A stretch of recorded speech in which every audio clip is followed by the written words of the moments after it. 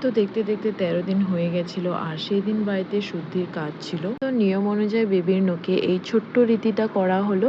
তারপর ওকে স্নান করানো হলো। আর প্রিশা তো সকাল সকাল উঠেই রেডি। ও খুব এক্সাইটেড ছিল কারণ সেই দিন প্রথমবার ভালো করে বেবিকে কোলে নিতে পারবে। ওর মুখের হাসি দেখে বুঝতে পারছো ও কতটা খুশি ছিল। আর সেই দিন বাড়িতে সবাই সকাল সকাল উঠে গেছিলো আর সবাই মিলে আগে ব্রেকফাস্ট করে নিলাম। তারপর যে যার মতো ঘর গোছানোর প্রিপারেশনে লেগে পড়লাম।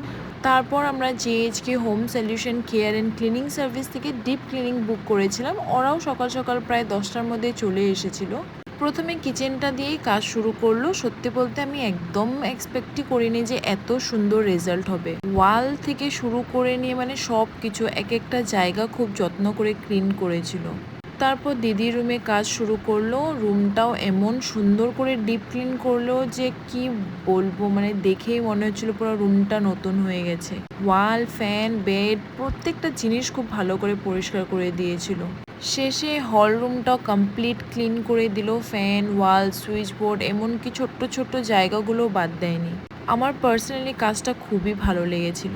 আর তোমাদেরও যদি ডিপ ক্লিনিং করানোর দরকার হয় স্ক্রিনে নাম্বারটা দিয়ে দিচ্ছি, চাইলে কন্ট্যাক্ট করতে পারো।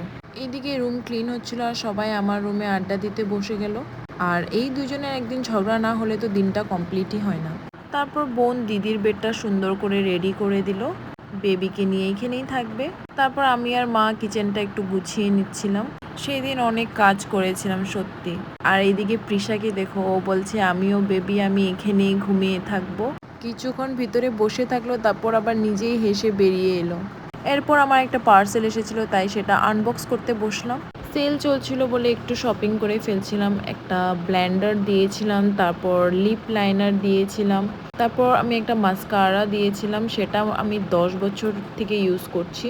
তারপর লিপস্টিক আর দিয়েছিলাম ফাউন্ডেশন, আশা করি সেটটা ম্যাচ হবে। আর একটা দিয়েছিলাম আইব্রো প্যালেট আর লিপ লাইনার দিয়েছিলাম অনেকগুলো।